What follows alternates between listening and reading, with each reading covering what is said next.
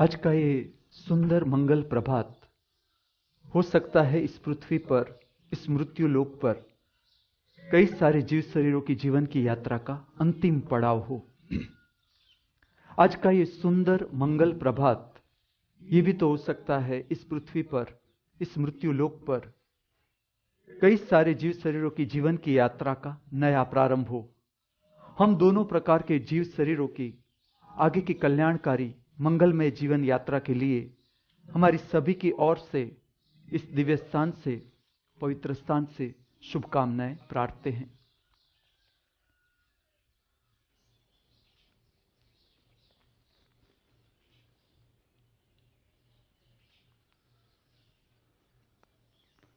The school of divine arts में युद्ध कला का धर्म के साथ का संबंध, द्वंद्व युद्ध कला का आध्यात्म के साथ का संबंध, इस विषय पर आगे बात करूंगा।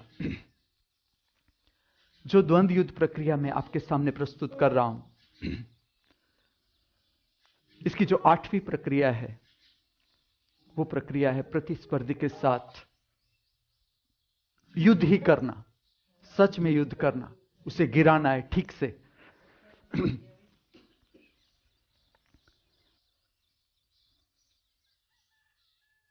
और इसका प्रारंभ इस तरह से करना है।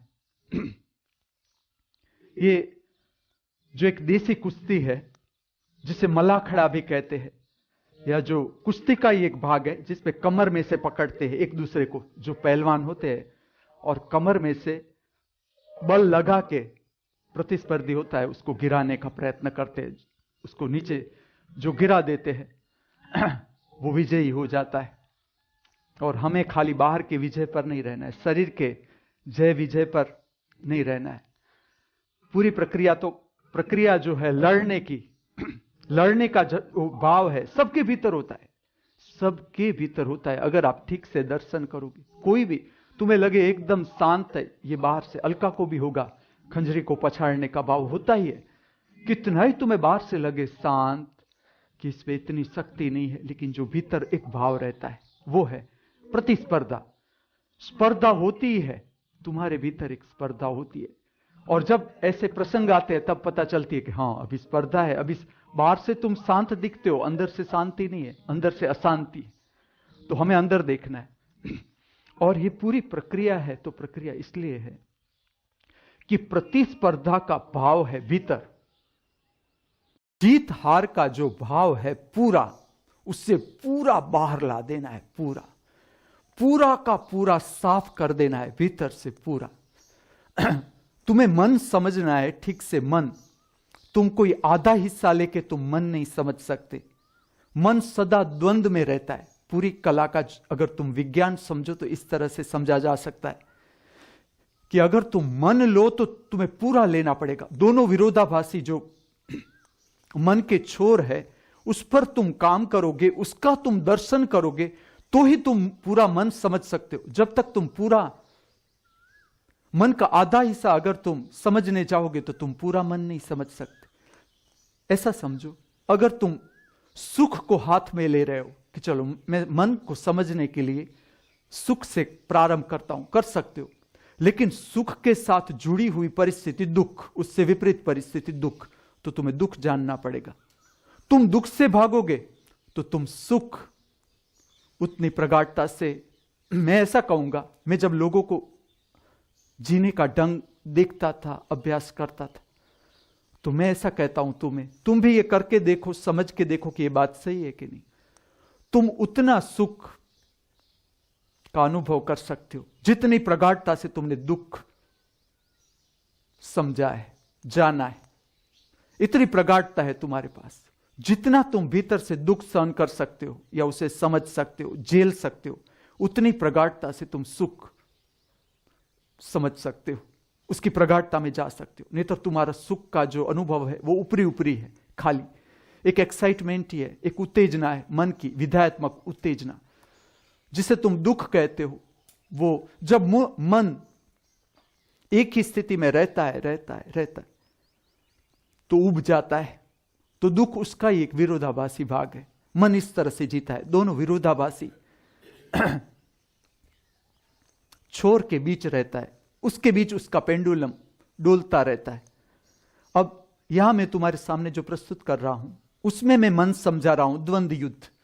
तो द्वंद्व युद्ध की जो प्रक्रिया है उसका जो मुख्य विज्ञान है मन के साथ जुड़ा हुआ, जिस तरह से मैं शरीर का वर्णन करता हूं कि इस तरह से तुम्हें फायदा हो सकता है, अलग अलग रूप से मैं अलग प्रक्रियाएं समझाता हूं, तब मैं तुम्हें कहता हूं कि देखो इसमें तुम्हें ऐसा फायदा हो सकता है। ये शारीरिक तल मैं कहता हूं कि अगर ठीक से तुम ये प्रक्रिया करोगे तो तुम्हारे हार्ट के मसल्स मजबूत हो सकते हैं, तुम्हें बाहर की जो परिस्थितियां है उसका कम शौक लग सकता है। ये जो सारी चीजें मैं समझाता हूं शरीर के तल पर। अब मन है, अगर तुम्हें मन को समझना है तो ये पूरी द्वंद्व युद्ध प्रक्रिया का जो मन से जुड़ा हुआ भाग है वो है जय और पराजय, विजय की भावना और हार का डर जो हमारे साथ रहता ही है। जैसा प्रतिस्पर्धी आता है कोई भी हमारे सामने, तो हमारे भीतर का जो भाव है वो इस तरह से जाता है। आप ठीक से अभ्यास करना, दर्शन करना कि मैं विजयी हो जाऊं, इस पे मेरा विजय हो। सामान्य बात हो तो भी भीतर से भाव ऐसा रहता है, एक कंपटीशन चलती है भीतर से, कोई भी व्यक्ति हो उसके साथ एक सूक्ष्म हरीफाई चलती है तुम्हारे भीतर, मन चलता ही है।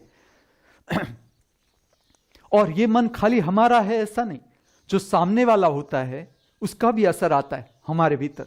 समझ लो कि मेरे भीतर प्रतिस्पर्धा का भाव नहीं, लेकिन अगर बबलू मेरे सामने आया और उसके भीतर ऐसा भाव है कि आज तो मैं गुरु जी को पछाड़ ही दूं, तो मेरे भीतर भी भाव पैदा हो। ये मुझे देखना है कि मेरा भाव है या उधार भाव है। उधार ही है, पूरा मन उधार ही है, ऐसा समझो। हम पूरे के पूरे उधार है। देखो हमारा हम में कुछ है ही नहीं। शरीर हमारा कहां, इसमें कुछ क्या बनाया हमने? हार्ट, किडनी क्या बनाया? हड्डी, मांस, मज्जा क्या बनाया हमने? नाम किसने रखा? मामा ने, काका ने, मां ने, बाप ने, भाई ने, उधार किसी ने हमें नाम दे दिया। चलो इससे आगे बढ़े तो गुरु मिला, गुरु ने नाम बदला कि ना ऐसा नाम नहीं, चलो ये नाम रख लो, तो गुरु ने रख लिया। हमारा कुछ है ही नहीं, फिर भी हम डरते हैं कि कहीं कुछ चला गया तो। इसलिए तो संसार को लीला कहा कि इस तरह का नाटक परमात्मा ने खड़ा कर दिया कि तुम उलझ गए, उसमें उलझ ही गए। सब कुछ सच्चा लगने लगा कि ये सारा सच है। सच नहीं है। सच होता तो वो बदलता नहीं। सच हमेशा रहता है, हमेशा से होता है। सत्य हमेशा से होता है और हमेशा रहता है। वो सत्य जो आज है और बदल गया, 2 क्षण के बाद बदल गया, तो वो असत्य, क्योंकि जो हमारी धारणा थी कि ऐसा होना चाहिए, बदल गया, असत्य। तो पूरी द्वंद्व युद्ध की प्रक्रिया का जो विज्ञान है उसमें जो मन का भाग है वो है हार जीत का भाव, और वो देखते ही जाना है। उसको ठीक से दर्शन करते ही जाना है, करते ही जाना है। मुझे पता है कि कितने दिनों में अगर ठीक से ये प्रक्रिया की जाए तो पूरा समाप्त हो जाता है, हार जीत का भाव ही समाप्त हो जाता है। फिर भी प्रक्रिया चालू रखनी है, इसका मजा लेना है। मजा ही आप तब ले सकते हो जब तुम्हारे भीतर से भाव ही चला जाए कि ये मेरी जीत हुई, ये मेरी हार हुई। और मैं तो तुम्हें ऐसा रास्ता दिखाता हूं कि तुम सुख का तो मजा लो ही, सुख का मजा हाथ से जाने नहीं देना है, लेकिन दुख का भी मैं मजा लेना तुम्हें सिखाऊंगा कि किस तरह से दुख का मजा लिया जा सकता है। और इसी तरह से जीवन को समझना है। जीत का मजा तो ले ही लो, जब तुम जीत जाओ तब तो ले ही लो उसका मजा, चुको ही नहीं, मजा ले लो। लेकिन हार में भी उतना ही मजा है। हार को तुम किस तरह से लेते हो, और इसमें पता चलता है तुम्हारा अपने साथ कितना अटैचमेंट है, कैसी धारणा है तुम्हारे साथ कि मैं विजयी बनूं, ऐसी छोटी छोटी। और विजयी बनने के लिए ऐसा नहीं कि तुम्हें कोई महायुद्ध करना पड़ेगा तभी तुम्हारे में से यह भाव निकलेगा, जरा भी जरूरी नहीं। ऐसी जो छोटी छोटी प्रक्रिया है उसको अगर तुम ठीक से लोगे, ठीक से प्रक्रिया का विज्ञान समझते समझते, जल्दबाजी नहीं करनी है। क्योंकि खाली तुम बाहर ही लड़ते रहे तो तुम्हारी शक्ति बहिर्गामी होगी। वो तो है ही, तुम्हारी शक्ति बहिर्मुखी तो है ही। हम जो कुछ कर रहे हैं, बोल रहे हैं, चाल रहे हैं, खा रहे हैं, पी रहे हैं, कुछ भी प्रक्रिया कर रहे हैं, उसमें हमारी शक्ति भीतर से बाहर जा रही है। धार्मिक प्रक्रिया जिसे तुम कहते हो उसका उद्देश्य है तुम्हारी जो शक्ति बाहर उलझ जाती है, संसार में उलझ जाती है, अनंत संसार में, बाहर का जो अनंत संसार है उसमें चली जाती है, उस शक्ति को तुम अपने भीतर मोड़ो, अंदर चलो। तुम्हारा जो बाहर अनेक अनेक अनेक अनेक छोटी मोटी चीजों से तुम्हारा लगाव रहता है बहिर्मुखी विस्तार में, उसमें से तुम्हारी शक्ति भीतर की ओर मोड़ो। भीतर की ओर किस तरह से मोड़ी जाती है?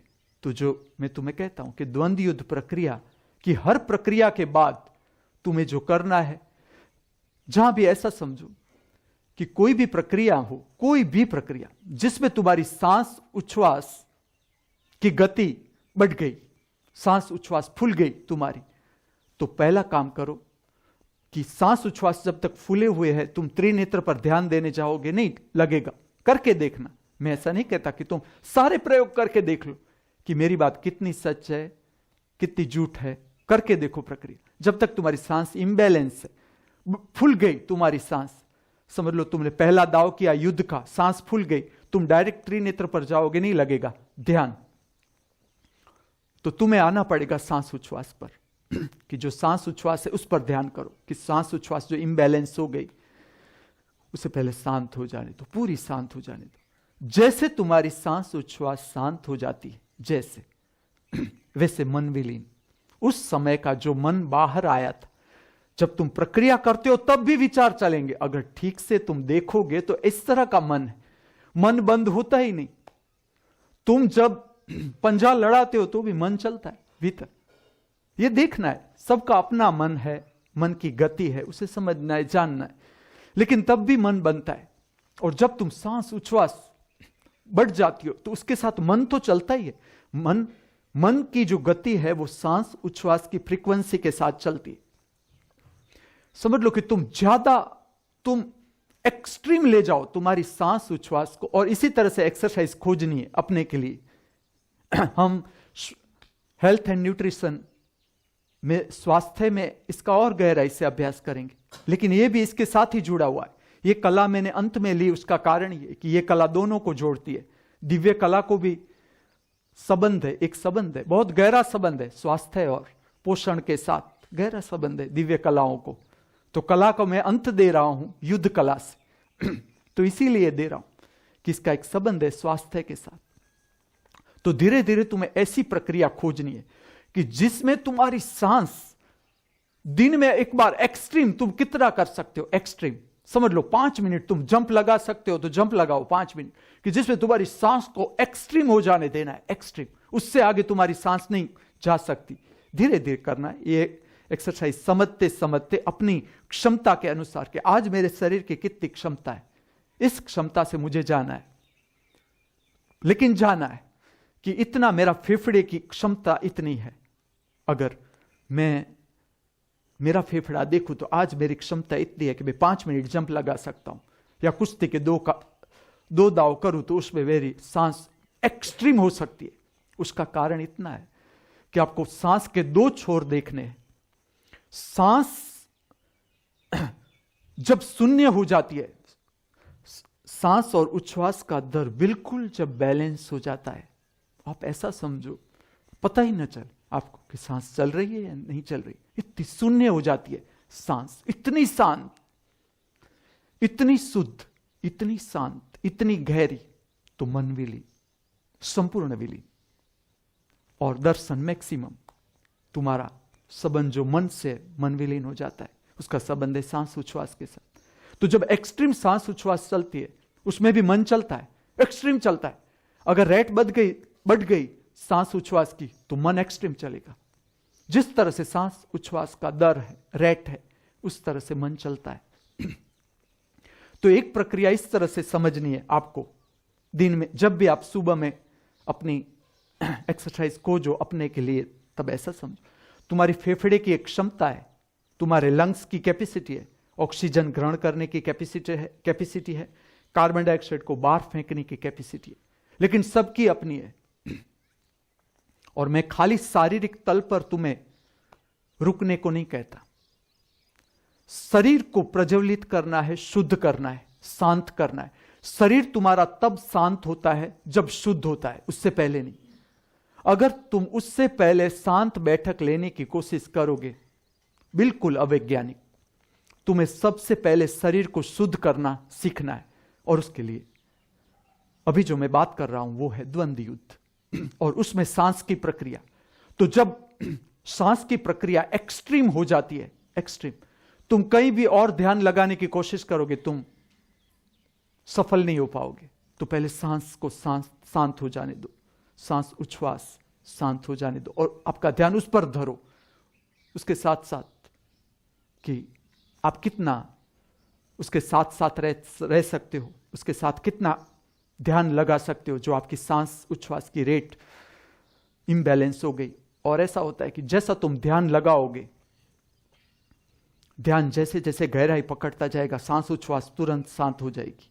और जैसे ही सांस उच्छ्वास शांत होती है, उसी समय जो मन का प्रभाव था, मन का एक मैग्नेट होता है, प्रतिक्षण होता है, प्रतिक्षण। समझ लो कि अभी मैं बात कर रहा हूं तो तुम्हारा मैग्नेट मेरी बातों से बनेगा, अभी बनेगा, मन बनेगा। अभी मेरी बात जो आप सुनोगी उसका मन बनेगा। लेकिन ये इस तरह का मन है कि जिसमें दर्शन की प्रक्रिया समझनी है। मन समझ रहा है, खुद समझता है। मन अपने को मिटाने की कला समझता है। एक मन की ऊंचाई आती है, मन काम करते करते करते करते बहिर्मुखी होते होते होते तुम जगत है, संसार है, उसमें से कुछ प्राप्त करने की जो इच्छा है जीव की, मनुष्य की, तुम करते जाते हो, करते जाते हो, करते जाते हो। अनुभव की गहराई में जाते हो, जाते हो, जाते हो। धीरे धीरे तुम्हें पता चलता है कि बाहर से कुछ नहीं मिल सकता। जो शांति तुम खोज रहे हो, जो आनंद की खोज है, जो उल्लास की खोज है तुम्हारे भीतर, प्रसन्नता की खोज है, उसके हम स्वयं स्रोत है, उसके बाहर नहीं। कोई चीज वस्तु पर आनंद कभी नहीं हो सकता, आधारित हो ही नहीं सकता। जो आधारित है वो परमात्मा का अनुभव हो ही नहीं सकता। परमात्मा का अनुभव स्वयं, उसका कोई आधार नहीं। तो जो 8वीं प्रक्रिया है उसमें युद्ध ही है, युद्ध ही करना है जीवंत व्यक्ति के साथ। और मैं तुम्हें कहता हूं कि जो व्यायाम के शौकीन ही है, जो व्यायाम करते ही है, जैसे किसी, सबको होता है शौक, लेकिन क्या है कि वातावरण मिलता ही नहीं। मैं शहरों में रहकर मैंने देखा है कि प्लेग्राउंड ही नहीं, लड़के जाए तो जाए कहां खेलने के लिए, कोई जगह ही नहीं कि तुम सारी जगह शहरों में, बड़े शहरों में देखो, पूरे के पूरी जो जमीन है वो डामर रोड से कवर हो गई है। तो तुम खुले पैर तो कहीं चल भी नहीं सकते, सिवाय कि तुम बाग पसंद करो, और वो भी कोई स्वच्छ बाग हो, ठीक से मेंटेन किया हुआ बाग हो, तो तुम खुला पैर रख के चल सकते हो या दौड़ सकते हो, जॉगिंग कर सकते हो। नहीं तो वो भी नहीं कर सकते, क्योंकि आज तो बाग में भी इतनी भीड़ हो जाती है कि तुम्हें अगर फास्ट रनिंग करनी है, अगर बच्चों को कहीं ले जाए हम कि उसे फास्ट रनिंग करवाए, तो बड़े शहरों में तो वो भी संभव नहीं, और बहुत दूर होती है जगह, कि बाग भी बहुत दूर होता है, और जो रूटीन वर्क होता है उसमें तो बच्चा पहुंच भी नहीं सकता रोज कि चलो हम रोज एक्सरसाइज करें। लेकिन जो एक्सरसाइज के शौकीन है उसको मैं आगे ले जा रहा हूं कि तुम इंडिविजुअल एक्सरसाइज करते हो, ठीक है, तुम अपना मसल्स पर ध्यान दे रहे हो, स्ट्रेचिंग कर रहे हो, जंप लगा रहे हो, रनिंग कर रहे हो, जॉगिंग कर रहे हो, ये सब ठीक है, सब करो, अच्छी बात है तुम्हारे शरीर के लिए। लेकिन उसमें एक बात मैं और जोड़ना चाहता हूं कि तुम द्वंद्व युद्ध की प्रक्रिया से परिचित होने चाहिए। तुम्हें एक बार उसका स्वाद लेना हो जरूरी है, क्योंकि यह ऐसी प्रक्रिया है जिसमें तुम्हारा लचीलापन जो है, शरीर के तल पर देखे तो शरीर की जो स्ट्रेचेबिलिटी है, शरीर की जो स्थिति स्थापकता है, वो इसमें बढ़ती है। क्योंकि तुम्हें एक जीवंत व्यक्ति के साथ काम करना है, वो पूरी अलग बात है। जैसे कि तुम पुलअप्स लगा रहे हो, अकेले कर रहे हो, एक बार के साथ तुम्हारा एक निर्जीव चीज है, उसके साथ तुम काम कर रहे हो। तुम दौड़ लगा रहे हो, तुम अकेले हो, उसके अकेले अकेले तुम काम कर रहे हो। लेकिन जब जीवंत व्यक्ति तुम्हारे सामने आता है तो तुम्हारी जो मसल्स, अगर शारीरिक तल पर भी देखे तो जब जीवंत व्यक्ति के साथ तुम काम करते हो, युद्ध का, कुश्ती का जो काम मैं तुम्हें समझा रहा हूं, उसकी कला में जो तुम्हें दे रहा हूं, समझा रहा हूं, तुम किसी जीवंत व्यक्ति के साथ काम करते हो, तुम्हारी मसल्स की स्ट्रेचेबिलिटी बदल ही जाएगी, पूरी की पूरी बदल जाएगी। उसकी जो ताकत है और जीवंत हो जाती है, क्योंकि तुम जीवंत व्यक्ति के सामने आ रहे हो। दोनों की जो लड़ने की क्षमता है वो तुम्हें और निखारती है, और जीवंत बनाती है। शारीरिक तल पर भी तुम्हारी स्ट्रेचेबिलिटी है शरीर की, शरीर को बैलेंस करने की शक्ति है, जो मैकेनिज्म है प्रतिपल काम कर रहा है हमारे भीतर, वो बैलेंस और गहराई से प्रकट होने लगता है, उसकी शक्ति और प्रगाढ़ता से प्रकट होती है। क्योंकि मैं जो तुम्हें कहता था कि आजकल ऐसा हो गया मनुष्य के जीवन की, गिरना तो बंद ही हो गया। हम इतने डर गए कि कहीं गिर जाएंगे तो हम ये नहीं कर रहे, हम वो नहीं कर रहे, ये एक्सरसाइज नहीं की, इसमें गिर जाएंगे तो उसमें गिर जाएंगे। तो इसके कारण धीरे धीरे बचते बचते भय, भीतर भय जमा हो रहा है। ऐसा नहीं कि भय चला गया, सच में हमें ऐसा जीवन जीना है, इस तरह से जीवन जीना है कि भय रहे ही नहीं, भय शून्यता आ जाए भीतर।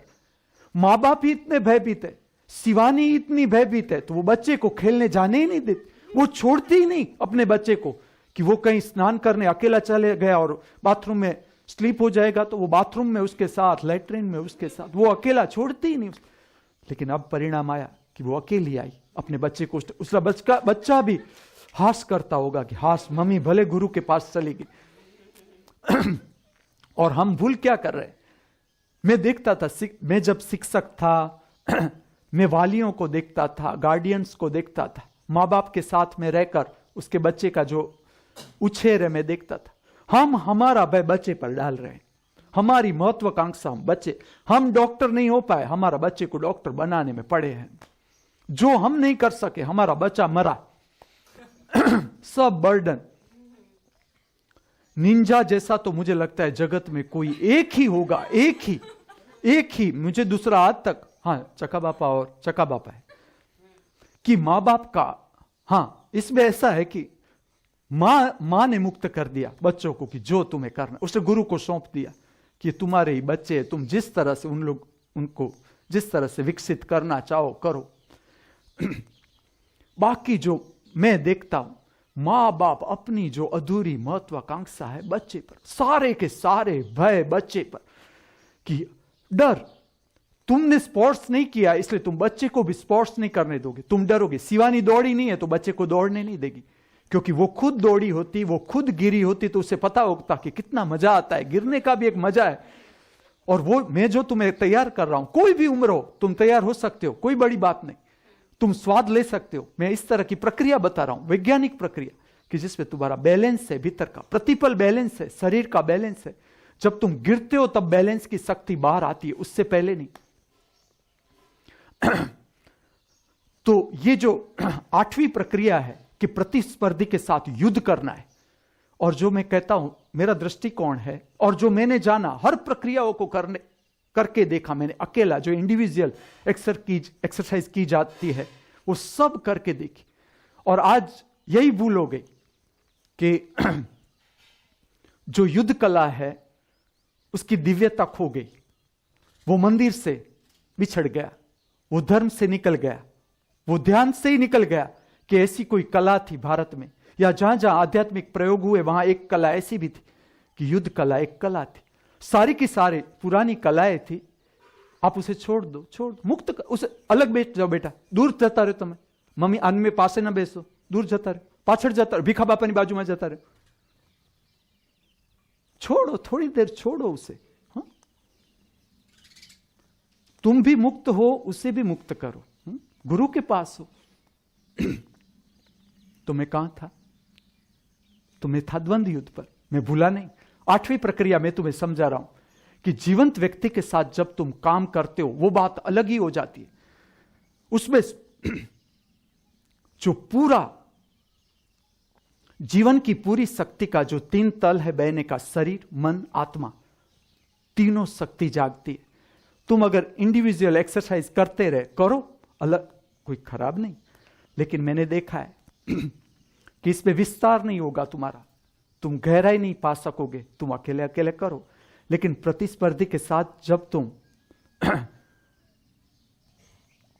द्वंद्व युद्ध कला में उतरोगे तब तुम्हें पता चलेगा कि कितनी गहराई है।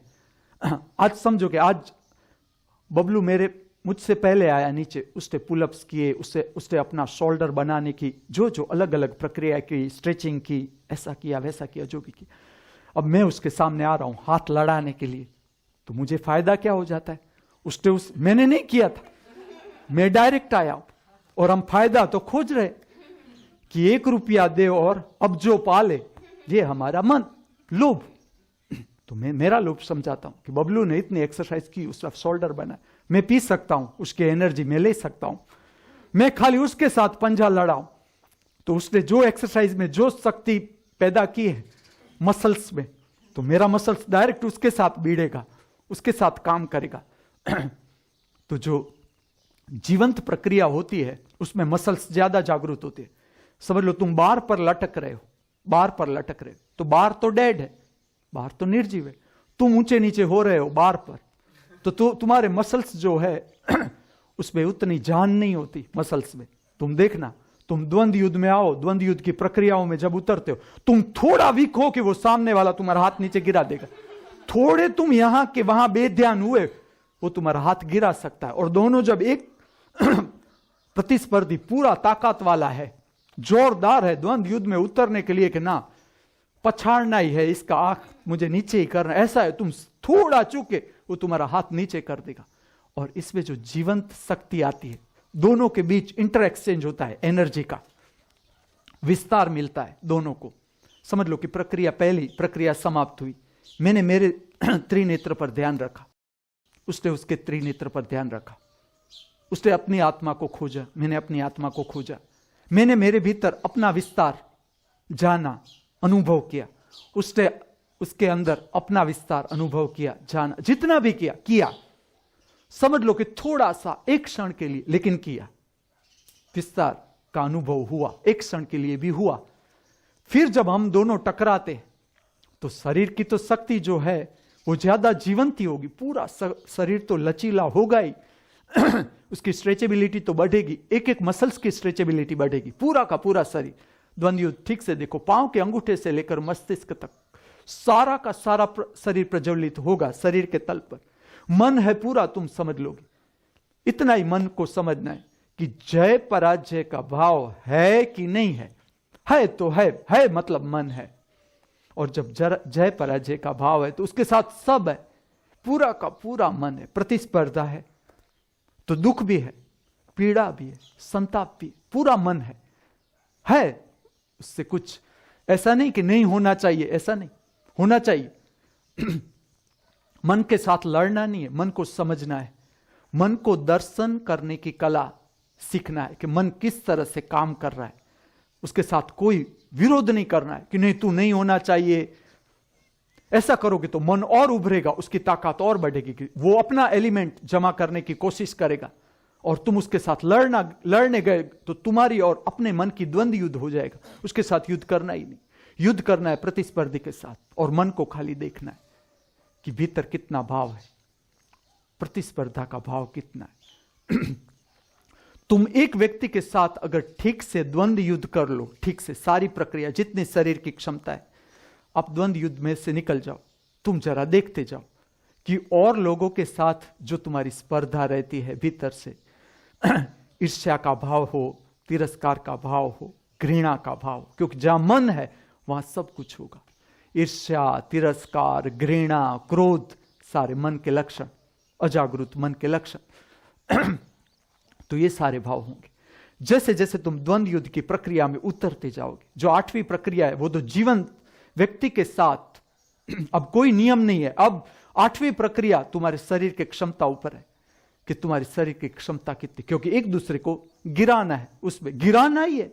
उसमें 8वीं प्रक्रिया में तो कोई ताकत पूरी की पूरी लगानी है। मैं है तो मेरे प्रतिस्पर्धी को गिराने का प्रयत्न कर रहा हूं कि मैं ऊपर, उसके ऊपर बैठ जाऊं, वो मुझे गिराने का प्रयत्न करेगा कि वो मेरे शरीर के ऊपर बैठ जाए, वो जीत जाए। और इसमें जो तुम्हारे मसल्स तैयार होते हैं, इसके आगे की 7 प्रक्रिया कुछ भी नहीं। जो 8वीं प्रक्रिया है वो पूरा का पूरा सरवाड़ा है। तुमने जो 7 प्रक्रिया की, तुमने जो इंडिविजुअल एक्सरसाइज की है, जो कुछ भी किया है तुमने शरीर के तल पर, जो कुछ भी किया है वो 8वीं प्रक्रिया में पूरा सरवाड़ा होगा। तुम्हारी शक्ति का पूरा का पूरा शरीर तुमने जाने भी नहीं, ऐसे शरीर की जगह में कहीं अंदर अंदर पीड़ा होगी, क्योंकि वो मसल्स कभी एक्टिव हुए ही नहीं। जब तुम ये 8वीं प्रक्रिया से गुजरोगे, एक दूसरे को गिराने की जो प्रक्रिया, तब तुम्हें पता चलेगा कि अंदर ऐसे भी मसल्स कि जो दुखते हैं, अंदर की एक हड्डी है पकड़ा गई, ऐसा हो सकता है क्योंकि इस पे सारे मसल्स जागते हैं, सारे पूरे शरीर के पूरे मसल्स।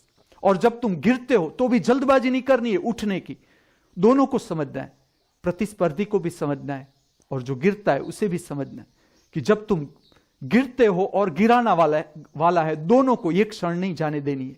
8वीं प्रक्रिया का जो धार्मिक केंद्र है जहां पर आत्मा का संपर्क हो सकता है वो ये कि जिस क्षण तुम गिरे, तुम्हारा शरीर एक का गिरता है, एक गिराता है, दोनों को लिए एक क्षण मात्र आता है ये कि जब शरीर पूरा गिरता है नीचे, उस क्षण को खोना नहीं है, उसमें ध्यानस्थ होना है, पूरा उसी वक्त ध्यान लगाना है, उसी वक्त। दोनों को ये बात समझिए, जल्दबाजी नहीं करनी, उस समय बातें नहीं करनी कि ये था, मैं ये कर रहा हूं, जल्दबाजी करनी ही नहीं। अगर एक का शरीर खुद गिर गया है, फोर्स के कारण गिर गया है, एक प्रयत्न के कारण गिरा है उसके ऊपर, लेकिन दोनों को एक क्षण नहीं खोना है, ये क्षण पकड़ना है तुम्हें। 8वीं जो प्रक्रिया का मुख्य लक्ष्य है, मुख्य केंद्र है, वो है जब गिरने की घटना बनती है उस क्षण तुम्हें आत्मा का संपर्क करना है, भीतर स्पेस का संपर्क करना है। उस वक्त खोना नहीं है ध्यान कि क्या घट रहा है भीतर, भीतर कैसे कैसे विचार आते हैं। सुसुप्त मन जागृत होता है जब ऐसा धक्का आता है, जब तुम गिरते हो तो जो नॉर्मल रूटीन में माइंड चलता है तुम्हें वो दर्शन नहीं होता है। जो 8वीं प्रक्रियाओं में जब तुम गिरोगे और जो मन उभरेगा, बाहर आएगा, जो विचार बाहर आएंगे, जो भाव शरीर में से भाव बाहर आएंगे, हो सकता है क्रोध का भाव आए कि इसने मुझे गिरा दिया, मुझे इसको गिराना था, ऐसे बहुत से भाव आए। दबाना नहीं है, उसको पूरा पूरा पूरा देख लेना है, पूरा जान लेना है, समझ लेना है, देखना है कि कैसे कैसे भाव मेरे भीतर पड़े। जैसे हम घर कई सालों से साफ नहीं किया हो और घर की अलमारियों में ऐसी जो हमें काम की नहीं है ऐसी चीजें पड़ी है अंदर, और एक दिन जब हम साफ करने जाते हैं, अलमारी खोलते हैं तो अंदर से ऐसी ऐसी ऐसी नकामी चीजें निकलती है, तो उसे बाहर निकालना है। तो ये दर्शन करना है कि भीतर से कैसे भाव जगे जब तुम गिरे। उस वक्त गिरना जो है, जब तुम गिर गए, वो जो पोजीशन है उसे ही संभालना है, जल्दी से उठना नहीं है, रेत में से उठना ही नहीं है, रेत में पड़े रहो। तुम्हारा शरीर जो गिर गया थोड़ी देर रखो, नॉर्मल हो जाने दो। सांस उच्छ्वास तुम्हारी समझ लो शवासन, एक तरह का शवासन कि सब की तरह पड़े रहो, जिस तरह से शरीर पड़ा रहने दो शरीर को। उस वक्त ध्यान में गरकाव हो जाओ, ध्यानस्थ हो जाओ, तीनों तल पर दर्शन करो, शरीर की संवेदना किस तरह की है, विचार की श्रृंखला क्या चल रही है, क्योंकि सुसुप्त मन जागृत होगा। धक्का आता है, जब शरीर गिरता है धक्का आता है, और धक्का तुम्हारा सुसुप्त मन का जो दबा हुआ और मुख्य जो भीतर भीतर दबा हुआ है वो है भय। तुम जीवन की 1000 चिंताएं जो तुम रंग रूप करते हो, तुम 1000 दुख के रंग रूप करते हो, उसका अगर केंद्र खोजा जाए तो वो है भय। जो कृष्णमूर्ति कहते फियर इज द डायमंड, सच्ची बात है। उसका कारण है कि वो मन का केंद्र है। अगर कृष्णमूर्ति समझा रहे कि फियर इज द डायमंड, तो उसका इतना ही कारण है। फियर इज द ज्वेल, उसकी भाषा में मैं कहूं तो फियर इज द ज्वेल, वो एक मणि है, जवेरात है। भय का स्वरूप हमें जानना है कि परिस्थितियों में कैसा कैसा भय लगता है और उसका पीछा करना है कि भय है मैं कहां ले जाता है आखिर। तो भय का इतना ही अर्थ है कि मेरी मृत्यु हो जाएगी तो, और मृत्यु में क्या हो जाएगा, सब छूट जाएगा। अगर हमारे भीतर का भय है तो वो ये भय कि ये छूट जाएगा तो, ये चीज मुझसे चली जाएगी तो, ये व्यक्ति मुझसे बिछड़ जाएगा तो, ये हमारे भीतर का भय।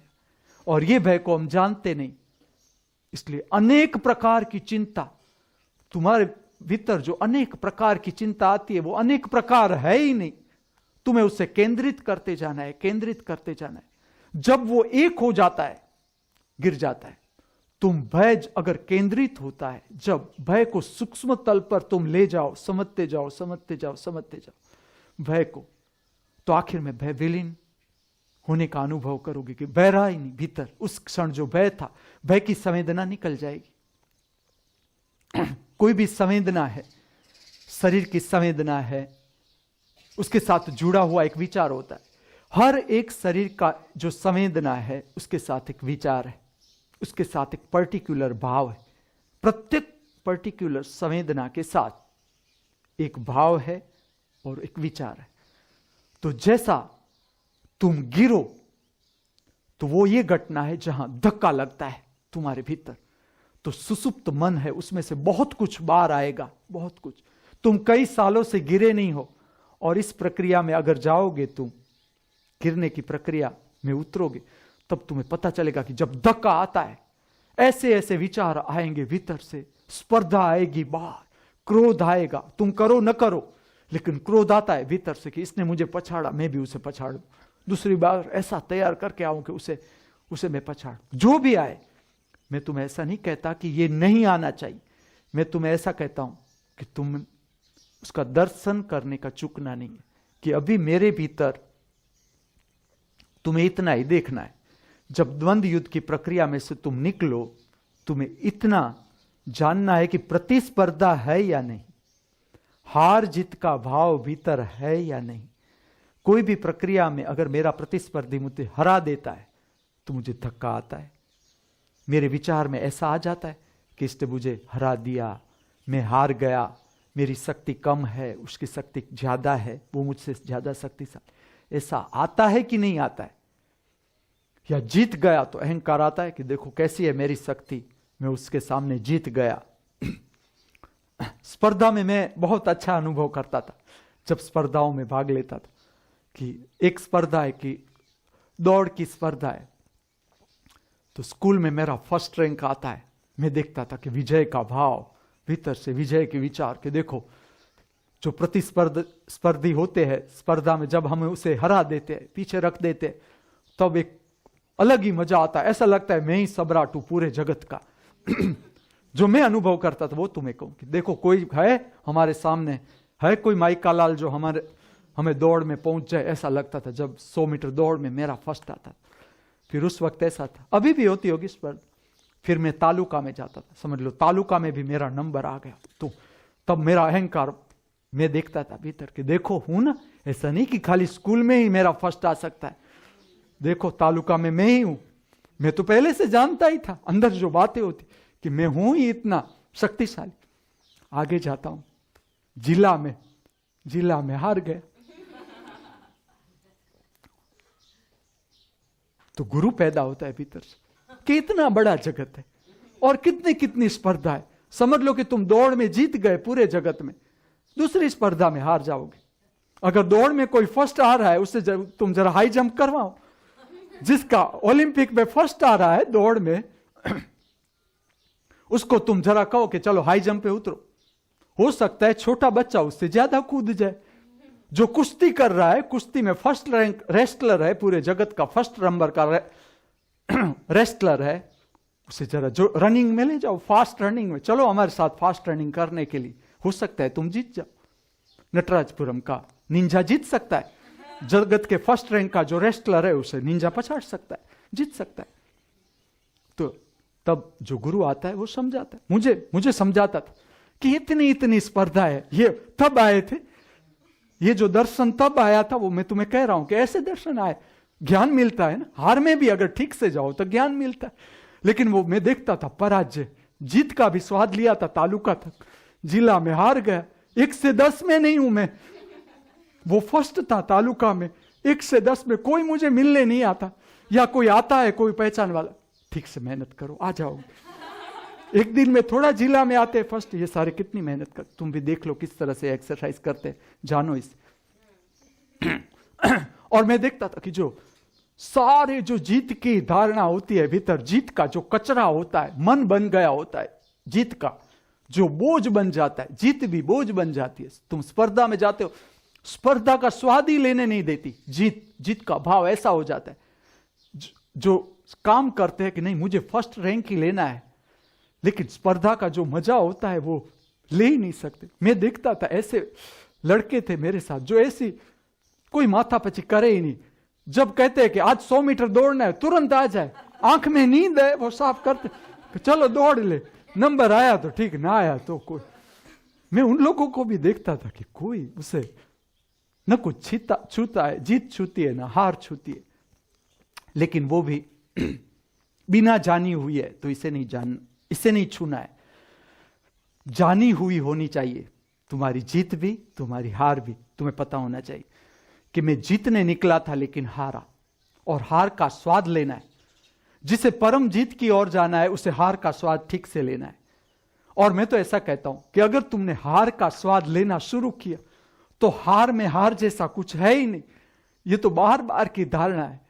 तुम थोड़ा भीतर तैरने लगोगे, थोड़ा ही भीतर समुद्र तैरने लगोगे, किलोमीटर में भीतर का जो समुद्र है उसका किलोमीटर में ही तुम्हारा हार जीत का जो भाव है रह जाता है।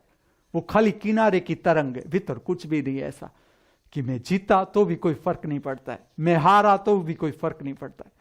क्योंकि तुम्हारी शक्ति, तुम जो हो, तुम स्वयं हो, वो तो वहीं के वहीं हो। तुम हारे तो भी आत्मा वहीं की वहीं थी, उस पर कोई असर नहीं आता। जो भीतर की स्पेस है, इंटरनल स्पेस है, उस पर कोई असर नहीं आता। तुम्हारी हार जीत का कोई उसको पता भी नहीं कि तुम हारे कि तुम जीते। आत्मा को कुछ पता नहीं कि तुम जीते कि तुम हारे, क्योंकि वो तटस्थ है। तो ये जो भाव है हमारे भीतर समझते जाना। ऐसे जो भी भाव है जिससे हम बच रहे हैं, दुख है, कंटाड़ा है, चिंता है, इसकी जो तरंगे, शारीरिक तल पर की तरंगे है, मन की जो तरंगे है, कंटाड़े का संवेदना शरीर में है, उसके साथ विचार है, उसको जानना है, पार करने की कला सीखनी है। तो जो 8वीं प्रक्रिया है उसका जो विज्ञान समझ लेना है। जिसके पास क्षमता है, शरीर की क्षमता है, जो कुश्ती ठीक से कर रहे हैं, युद्ध ठीक से कर रहे हैं। और ये मुख्य केंद्र था। अगर प्राचीन कलाएं थी, मैं तुम्हें कहूं जिस तरह से कला थी, द्वंद्व युद्ध का एक भाग था गदा युद्ध। गदा चलाना सीखते थे द्वंद्व युद्ध में। इंस्ट्रूमेंट जब आता है तो उसमें था गदा युद्ध। पुराने समय में जो काम करते थे गदा युद्ध था। तलवारबाजी थी, लाठी के दाव थे, वो सारे द्वंद्व युद्ध की प्रक्रियाएं थी। लेकिन ये खाली बाहर ही रही हार जीत, या ये बलवान या मैं बलवान, इस पर रही, तो वो धार्मिक प्रक्रिया नहीं कही जा सकती, वो लौकिक कला हो गई। ये ठीक से समझना।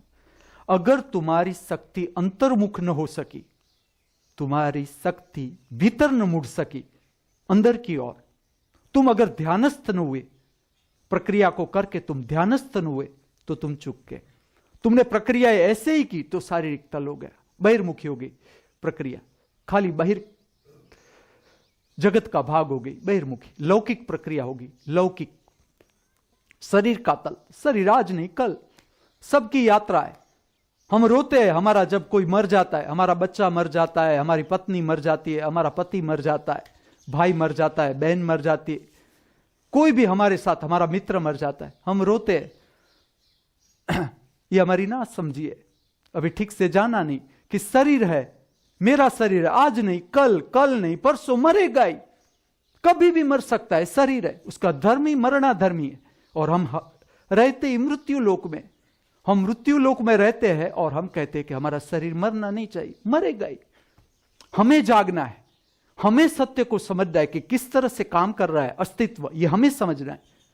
सत्य को अगर समझना है तो इसलिए समझना है कि किस तरह से जगत चलता है ठीक से, क्या रूल्स रेगुलेशंस है इस अस्तित्व के, कि किस तरह से ये संसार चलता है, उसको समझना है। हम क्या करते हैं जीवन में भूल, हम हमारी धारणाओं से चलते कि सत्य इस तरह से होना चाहिए, अभी मेरी पत्नी बीमार नहीं पड़नी चाहिए, अभी मेरी पत्नी की उम्र ही क्या थी, 20 साल की थी और मर गई, 25 साल की थी और मर गई, 30 साल का मेरा बच्चा मर गया, अभी तो युवान था, उसे जीना था, अभी स्वाद लेना था। तुम्हारी एक भी धारणा काम नहीं करेगी, कोई भी धारणा नहीं चलेगी। अस्तित्व जिस तरह से काम कर रहा है वो तुम्हें समझना है। जिसे परमानंद का स्वाद लेना है, जिससे जीवन को जानना है ठीक से, अपनी धारणाओं को छोड़ते सीखना होगा। प्रतिदिन जहां जहां पर तुम्हें धक्का लगता है, जहां पर सारे दिन की जो छोटी मोटी प्रक्रिया है तुम्हें धक्का लगता है, उसमें तुम्हें अंतर्मुख होने की कला सीखना है। अंतर्मुख, कि कोई व्यक्ति आके तुम्हारी भूल निकालता है, तुमने कचरा साफ किया है एक जगह से, वो कहता है इस तरह से कचरा साफ नहीं किया जा सकता, इस तरह से किया जाता है। तुम्हें तुरंत देख रहा है कि अहंकार को धक्का लगता है कि नहीं। कि कोई जब तुम्हें कहता है तुम्हारे काम में से भूल निकालता है कि आज तुमने जो दाल साग बनाया ठीक नहीं, मीठा ज्यादा था, तो तुरंत आ जाता है कि ना ना मीठा तो है ही ऐसा, आज थोड़ा डालो तो भी उसमें आजकल नमक बनाते ही ऐसा है, कंपनी वाले टाटा वालों को पता ही नहीं नमक कैसा होना चाहिए, उस पर लेक्चर चला जाता है। लेकिन ये देखना है, जिससे ठीक से धर्म को जानना है, जीवन में उतरने की कला जिसे समझ दी, जिसे परमात्मा का स्वरूप जानना है ठीक से, उसे इस तरह से जानना पड़ेगा कि एक एक जो प्रक्रिया है उसमें तुम्हें यह देखना है कि मेरा अहंकार कितना प्रगाढ़ होता है भीतर से। तुम्हारी जो सारी फरियादें है वो फरियाद ऐसी है कि मैं जो कहूं इस तरह से सारा जगत चलना चाहिए। ऐसी सबकी सब भीतर से सम्राटी है और है ही। खाली भूल क्या करते हैं, हम सम्राट जरूर है लेकिन हमारे भीतर, तुम्हारे भीतर पूरा साम्राज्य है, जितना बाहर का साम्राज्य कुछ भी नहीं, उतने साम्राज्य के तुम सम्राट हो, लेकिन वो तुम्हें पता नहीं, उस साम्राज्य का तुम्हें कोई हमें नाम निशान पता नहीं कि कहां है वो साम्राज्य। तो हम बाहर चले जाते हैं और बाहर तो स्पर्धा है, सबको सम्राट होना है। बड़ा प्रधान कोई एक थोड़ा होना चाहता है, वो तो हो जाता है, लेकिन इच्छा तो अनेकों की होती है कि मैं भी हो जाऊं बड़ा प्रधान किसी भी तरह। छोटा मोटा प्रमुख जो बने हुए होते हैं उसे पता है कि किस तरह से प्रमुख बना जाता है, मैं बनाऊं तो पता होता है कि किस तरह से क्या स्किल होती है, कैसा पॉलिटिक्स चाहिए, तब तुम प्रमुख बन सकते हो। तो ये बाहर की प्रक्रिया होगी कि जो बाहर अगर तुमने द्वंद्व युद्ध की कला जो मैं तुम्हें बता रहा हूं, या कोई भी यौगिक प्रक्रिया है, अभी मैं द्वंद्व युद्ध की बात कर रहा हूं तो द्वंद्व युद्ध पर जा रहा हूं, लेकिन अगर प्रक्रिया में तुम ध्यान चुक गए, तुम अंतर मुख करना भूल गए शक्ति को, तो तुम चुक गए। तो खाली प्रक्रिया बाहर की होगी, तुम मन से आगे नहीं जा पाओगे। क्योंकि जिस प्रक्रिया में जो मन बाहर आता है, द्वंद्व युद्ध की जो प्रक्रिया है 9 प्रक्रिया है कुल, मैं 8वीं प्रक्रिया पर बोल रहा हूं अभी, कि जिसमें प्रतिस्पर्धा इस तरह की होती है कि एक दूसरे को पछाड़ना ही है जमीन पर। सारी प्रक्रियाओं में मन बाहर आता है। अगर तुम ठीक से, और जितनी क्षमता, जिसकी जितनी क्षमता है प्रक्रिया में उतरने की, कोई 2 प्रक्रिया कर सकता है 2 करे, कोई 4 कर सकता है 4 कर सकता है, किसकी इतनी क्षमता है कि 9 प्रक्रिया कर सकता है, करो 9 प्रक्रिया कर लो। 9 प्रक्रिया तुम्हारा पूरा मन खोल देगी पूरा। और जरूरी भी नहीं कि रोज तुम 9 प्रक्रिया करो, क्योंकि इसमें मुख्य जो बात है शक्ति को भीतर ले जाना, आत्मिक शक्ति को जगाना, शरीर को शुद्ध करना, शरीर को लचीलापन देना, शरीर की स्ट्रेचेबिलिटी को बढ़ाना, शरीर की जो स्थितिस्थापकता है वो बढ़ाना। तुम्हारा शरीर जितना लचीला होता जाएगा, तुम्हारे में तुम्हारा मन भी विस्तार पाएगा। तुम्हारा शरीर जितना स्ट्रेचेबल, तुम्हारा मन भी उतना स्ट्रेचेबल, तुम्हारे स्वीकार करने की भावना ज्यादा। तुम्हारा शरीर जितना अकड़ा हुआ, जड़, अशुद्ध, तुम्हारे स्वीकार करने की भावना कम। तुम्हारा शरीर जितना ऑक्सीजनेटेड, तो तुम्हारे भीतर स्पेस भी ज्यादा रहेगी। जितना ऑक्सीजनेटेड शरीर, जितना स्ट्रेचेबल, स्थितिस्थापक, तुम्हारे भीतर स्पेस उतनी रहेगी। और जो आजकल भूल हो रही वो हो ही यही रही कि तुम इतने उलझ गए संसार में, इतने उलझ गए कि तुम्हें यह भी पता नहीं कि शरीर तो स्वस्थ होना चाहिए। तुम कमाई करके करोगे क्या? तुम्हारी कमाई पर जरा एक नजर रखो कि तुम्हें जो रुपया कमाते वो किस दिशा में जाता है। आखिर तुम करते क्या हो? रुपयों का करते क्या हो? तुम संचय कर रहे हो। चलो तुम्हारे पास रुपया हो गया, तुमने जमीन ले ली, तुमने संचय कर दी, तुमने विस्तार, भौतिक स्तर से विस्तार किया तुम्हारा, और इसी तरह से तुम उलझ जा रहे हो। एक जमीन ली, दूसरी जमीन ली, एक संपत्ति ली, दूसरी संपत्ति ली। तुम जरा ये देखो, तुम जीवन जीते जा रहे हो तो तुम्हारे भीतर श्रद्धा विश्वास बढ़ रहे हैं कि नहीं बढ़ रहे? तुम्हारे भीतर से चिंताएं कम होती जा रही है या चिंताएं जैसे जैसे तुम्हारा जीवन आगे बढ़ता जाता है चिंताएं बढ़ती जा रही? अगर चिंताएं बढ़ती जाती है तो तुम गलत जी रहे हो, तुम असत्य के रास्ते पर जा रहे हो। और तुम असत्य के रास्ते पर तुम कभी भी संभव नहीं कि तुम्हें आनंद मिले, शांति मिले, स्वस्थता मिले। यह उसका प्रमाण है कि अगर तुम शांत हो, तुम्हारे जीवन में विश्वास बढ़ता जा रहा है, जीवन जीते जीते तुम सही रास्ते पर जाते, तुम्हारा सत्य के साथ संबंध बन रहा है। और अगर तुम्हारे जीवन में चिंता बढ़ रही है, कंटाड़ा बढ़ रहा है, जीवन जीना अच्छा नहीं लग रहा है, बोझिल लग रहा है, तुम गलत रास्ते पर जा रहे हो। और हम क्या कर रहे हैं? खाली उलझे हुए, यहां से धन कमा ले, वहां से धन कमा ले, ये संपत्ति ले ले, वो संपत्ति। इसको परमानंद के साथ न कोई लेना न कोई देना। परमानंद किसी भी चीज के ऊपर आधारित नहीं, ये पहली बात समझ लेना। शांति को किसी के साथ न कोई लेना न देना। उसे शांति समझना ही मत कि रुपया था तब शांति थी, हो ही नहीं सकता। रुपया था तब अशांति और नीचे चली गई थी, तुम खो गए थे। जब रुपया चला जाता है तब आता है पता कि इतनी अशांति थी भीतर। जमीन का टुकड़ा जब कोई खा जाता है, सरकार ले जाती है, तुमने जो सरकार को धोखा देके जमीन ले ली थी, सरकार भी जाग जाती है, कभी कभी जागती है लेकिन जागती है, तो वो ले जाती है जमीन। तब तुम्हें पता चलता है, तब अशांति बाहर आती है। लेकिन तुम जरा ये देखो कि जब ये टुकड़ा था, तुम करते क्या थे? जमीन का टुकड़ा, जिसको जमीन का बहुत है कि जमीन के साथ बहुत लगाव है, यहां से संपत्ति ले लूं, वहां से ले लूं, ये जमीन का टुकड़ा। तुम जरा जमीन को एक बार बटका भरा के देखो। तुम खाली जमीन मामलतदार कचहरी में अपनी अपनी मत करो, तुम जाओ और जो जमीन का तुम्हारा ही टुकड़ा है कि ये टुकड़ा मेरा है, तुम बटका भराओ। क्या स्वाद है जमीन? कोई स्वाद नहीं। जो भी स्वाद है तुम्हारे भीतर, और तुम अपने को चुके जा रहे हो। मैं जो कह रहा हूं इतना कह रहा हूं कि परम संपत्ति अगर है तो वो तुम्हारे पास है, हमारे पास है। परम संपत्ति बाहर नहीं हो सकती। तुम जीवन का ये अनुभव में से तुम निकलो। मेरी बात को सही मत मानना, जब तक तुम अपना अनुभव ठीक ना करो तब तक तुम दौड़ो। मैं नहीं कहता, लेकिन मैं ये कहता रहूंगा कि तुम जमीन इकट्ठी करते जाओ, संपत्ति इकट्ठी करते जाओ, फ्लैट लेते जाओ, लेकिन साथ में एक बटका भी भराओ फ्लैट का। फ्लैट से क्या मिलता है? तुम्हारे पास जितना है उसमें से तुम्हें मिला क्या? पहले ये जरा बैठ के देखो कि चलो तुम्हारे पास जितनी संपत्ति है, तुम्हारी शांत बैठने की क्षमता कितनी?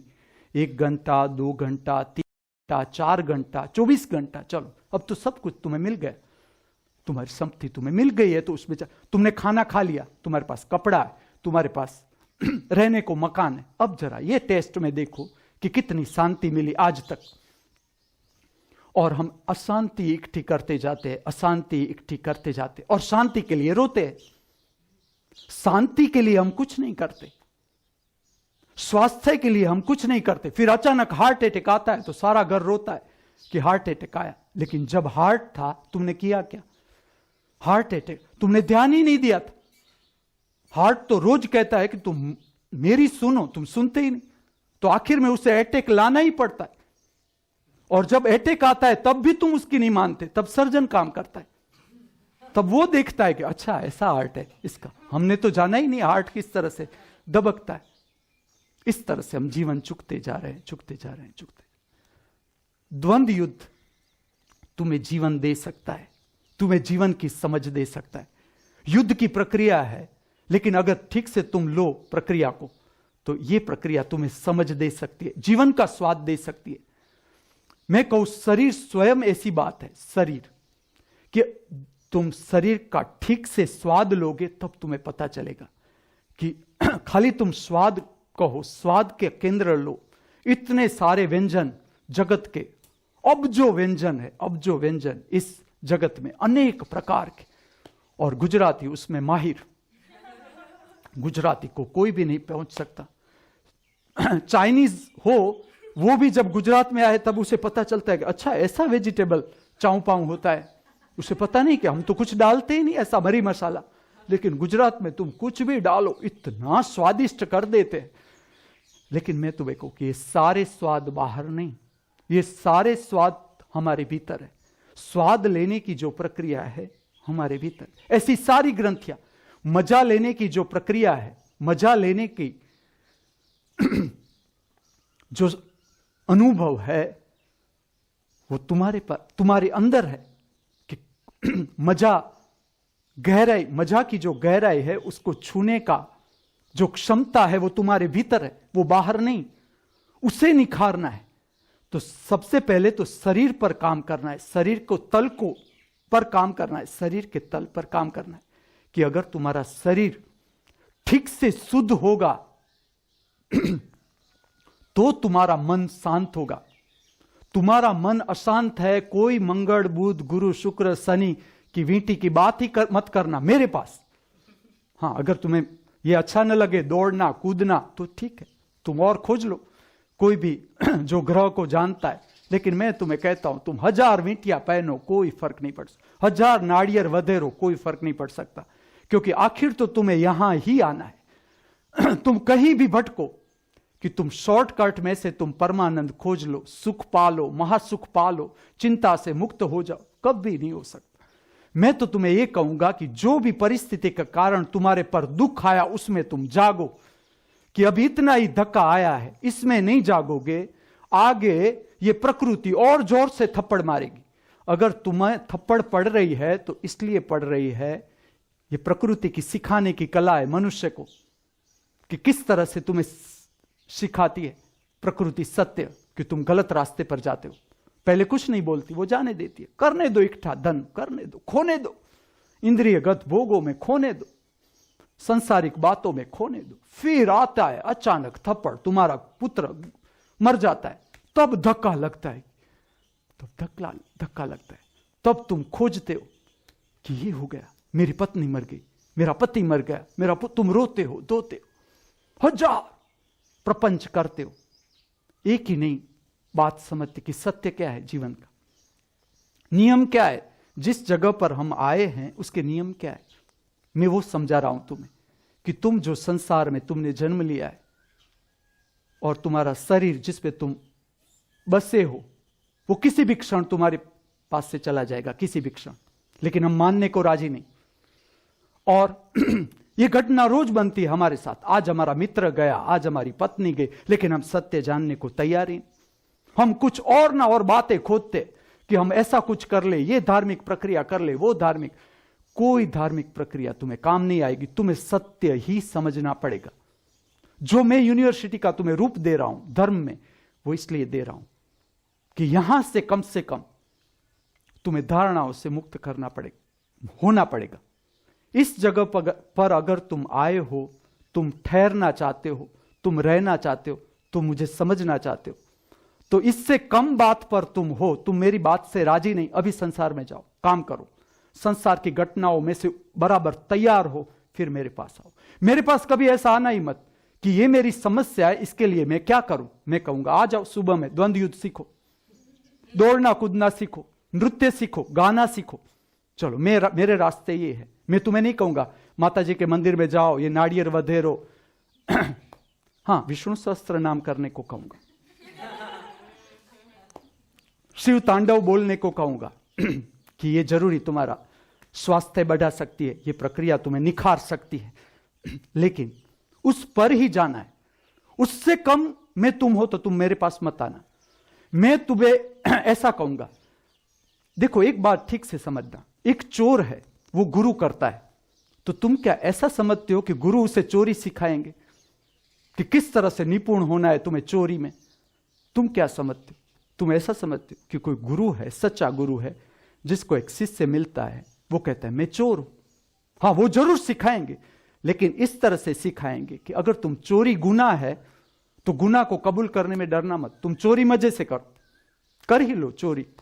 लेकिन अगर तुम गुरु बनाते हो, गुरु एक बार बनाते हो, तो तुम ठीक से समझो कि तुम चोरी करते हो और चोरी गुनाह है, तो तुम गुनाह कबूल करना भी सीखो।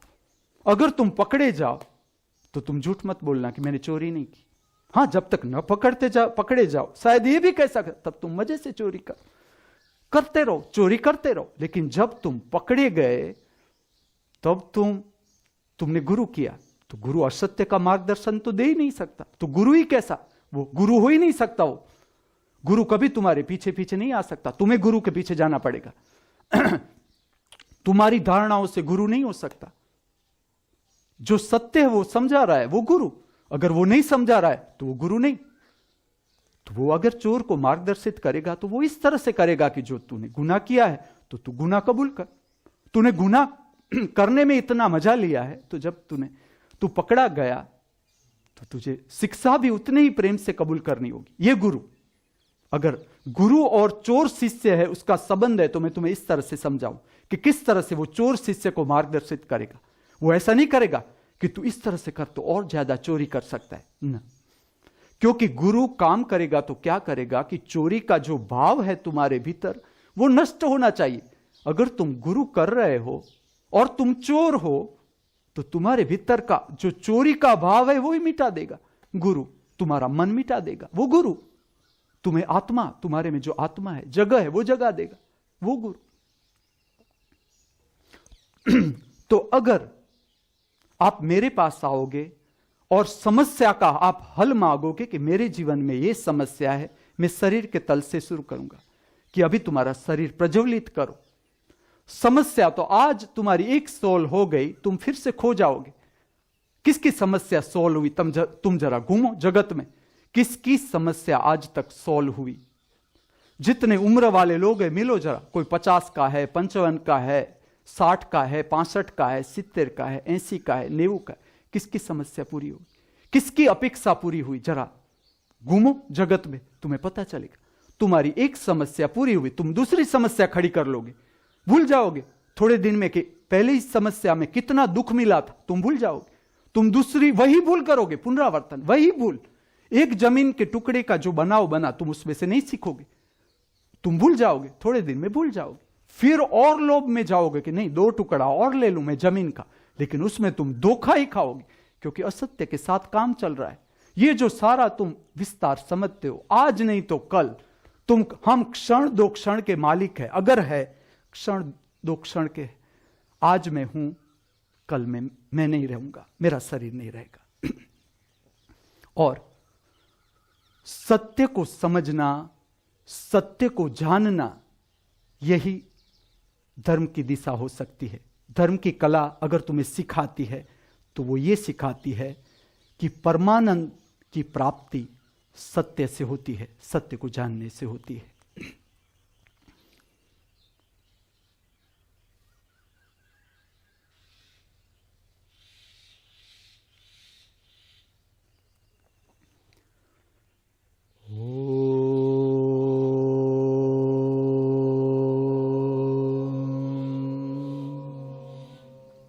शांति शांति शांति।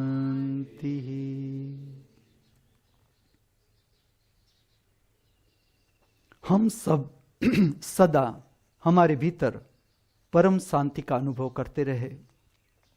हम सब सदा हमारे बाहर परम शांति का अनुभव करते रहे।